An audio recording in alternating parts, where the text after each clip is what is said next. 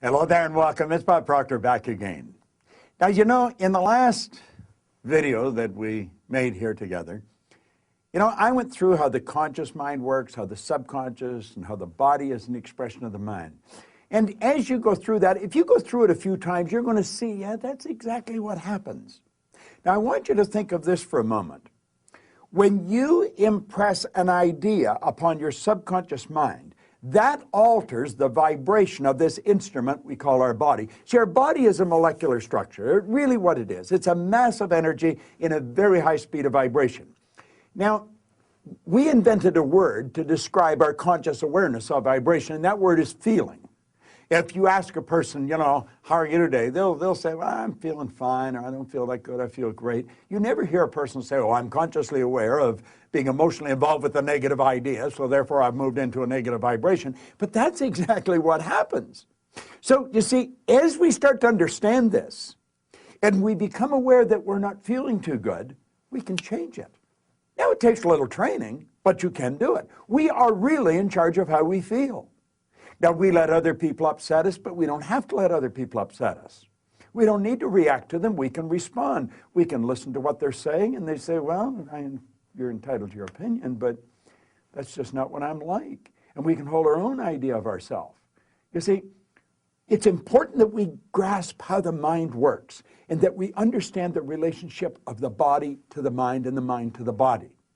Now, it's our results that we want to change. Now, our results could be in our physical body. It may want to be, you may want to cast off a few pounds. You may want to put on a couple of pounds. You may want to have a little higher energy. See, all the energy there ever was or ever will be is 100% evenly present in all places at the same time. Everything's energy. You'll hear people say, where does he get all the energy? Where does she get all the... Nobody gets energy. Everybody releases energy. Desire is the triggering mechanism that lets the energy flow. Now, let's go back and have a quick review. Here you've got the little stick person here. There you've got the conscious mind, and remember, you have the sensory factors hooked up to the conscious mind. And then you have the subconscious mind, and then you have the body. Now, the conscious mind has the ability to choose thoughts. Those thoughts turn into pictures.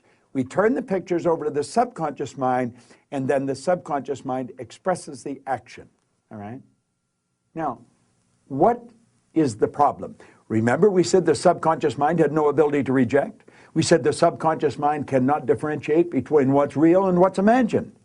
How did we arrive on the scene? I'll tell you.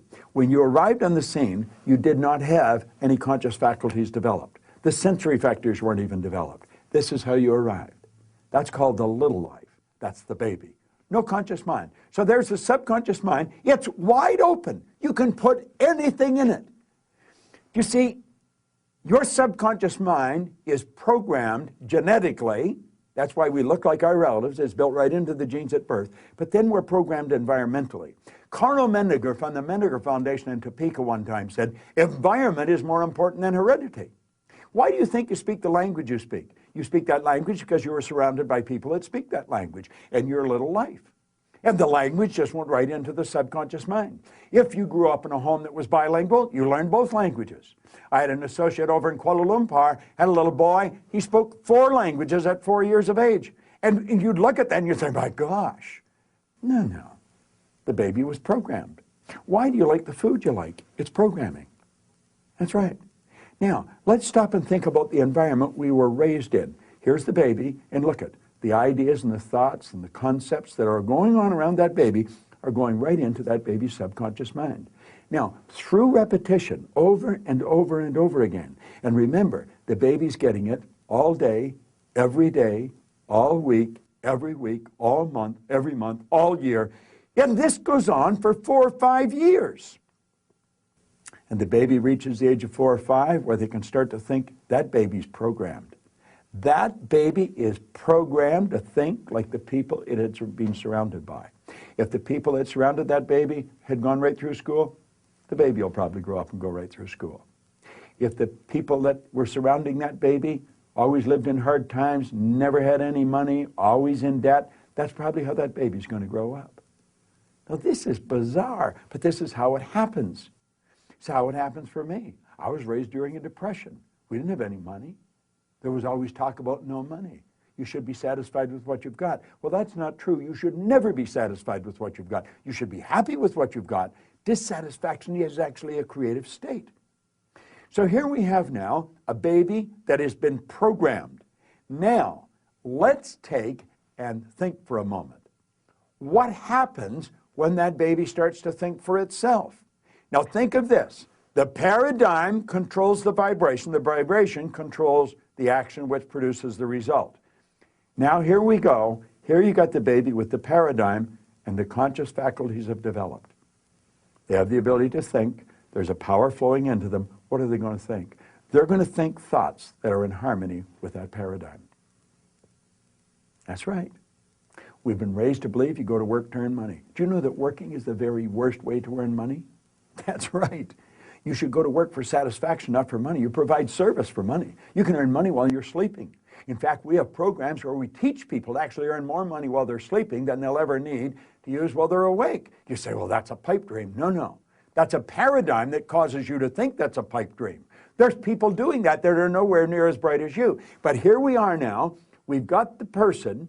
They've been programmed in their little life genetically and environmentally. That paradigm is nothing but a multitude of habits.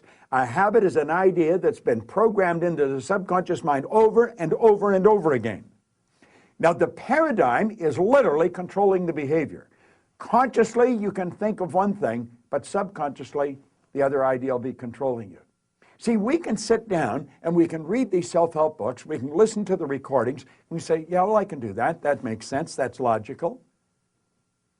But then we can't do it. Why? Now think of this for a moment. I want you to imagine that you're going to accept an idea right now to turn your annual income to a monthly income. You say, well, I'd like that, but will you do it? Probably not. Your paradigm will stop you. See, your paradigm literally controls the results. Now, let's think of how the paradigm was formed. The paradigm was formed through repetition. The ideas being planted in your subconscious mind. Now, understand your paradigm dictates your logic. Your paradigm controls how you utilize your time. Your paradigm controls your perception of situations. Your paradigm controls your effectiveness. Your paradigm controls the amount of money you earn. If you want to change your life, you must change your paradigm. You see, to most people, it's illogical that they could take and turn their annual income to a monthly income. But if you follow our teachings, we'll show you exactly how to do that. We'll show you how to accomplish anything you want to accomplish, because what we're focused on is showing you how to change the paradigm. When the paradigm's changed, your life changes. It's a beautiful concept. It's an absolutely phenomenal concept. Now you know why you're getting the results you're getting. It has nothing to do with your intellect. Your intellect, you can figure out how to do things.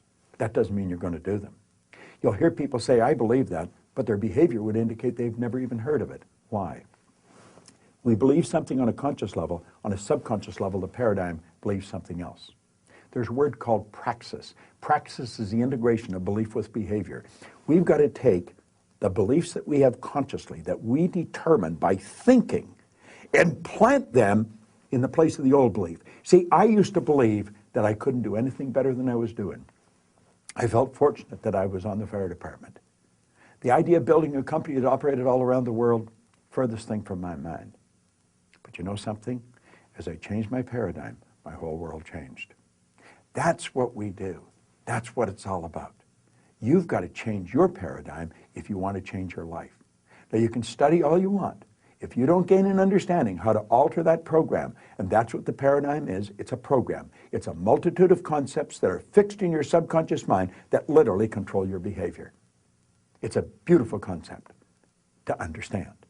It's a terrible one if you don't understand it, because it literally controls your life. Why do you think most people go right through their life and keep getting the same results year after year after year?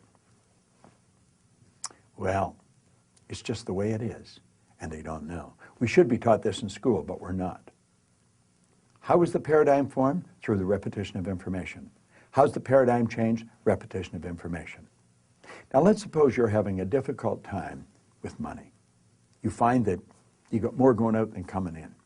You've got to change your concept about money. How do you do that? Through the repetition of an idea. That's where affirmations comes in. I'll give you one that I've been using for years. I am so happy and grateful now that money comes to me in increasing quantities through multiple sources on a continuous basis. I am so happy and grateful now that money comes to me in increasing quantities through multiple sources on a continuous basis. You don't just say that once or twice. You've got to repeat that maybe 1,000 times a day, every day for maybe 90 days. And you'll start to change your whole concept about money. Wealthy people all have multiple sources of income. Now, I'm going to tell you what happened to me. I drove around with a battery-operated record player and a long-playing record. And I played it over and over again every day for probably a couple of years. This was so totally illogical. It was behavior. Everybody thought I was losing it. And I'm reading the same book every day, Think and Grow Rich. As a matter of fact, I'm still reading the same book. And it was the repetition of Earl Nightingale's information and the book that changed the paradigm. I didn't know what I was doing. I didn't understand what I was doing, but I did it. Do you know, I had a man come up to me in the Waldorf Hotel in New York, the Waldorf Astoria, at the end of a 3-day program, and he said, "Bob, I really want to thank you for what you've just given to me." He said, "For the first time in my life, I've understood how I accomplished what I did." I said, "What did you do?" He said, "I won the gold medal in the decathlon in the Olympics in Melbourne, Australia in 1957. That's right. Milt Campbell. And he said, "I never understood how I did it." He said, "The next time you run a seminar, I want to bring my boys." And he did. Milt and I became great friends. In fact, Milt has a key to our house. He can come stay there anytime he wants. I live in Toronto, he's in New Jersey. But here was the top athlete in the world, a very best athlete in the world. He didn't understand how he got there. Most people that are very accomplished cannot tell you why they are. That's why they are. They've rewritten the program. They changed the paradigm. They might not have understood how they did it, but they did it. That's what our company is all about. We teach people how to change paradigms. I want to thank you for watching this, but I'm going to ask you to share it with other people. Share it with them. Say, "Come and watch this." Start a rapport. Build a rapport with people, you know. It's a great way to live, and this is great information to understand. Thanks for listening. It's Bob Proctor. I enjoy sharing it with you.